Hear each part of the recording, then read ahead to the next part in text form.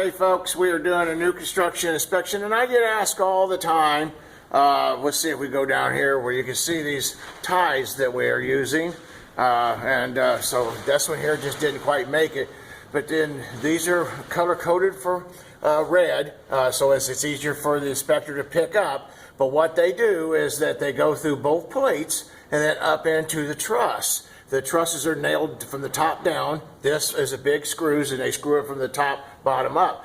And see how they are right along through here, along our header, right in through here, all the way down. This is great, you know, man. This is going to keep these trusses from, well, it's going to help a lot in case there's ever a tornado come through to hold these down. This is an awesome that this is being done, and it's probably a code requirement in this particular jurisdiction. But you don't see that over here.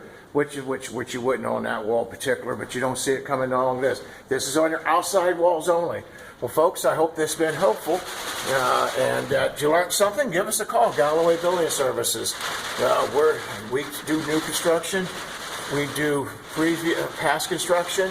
And we even come out here like today when it's like 0 degrees and blowing cold. You can hear the wind rattling.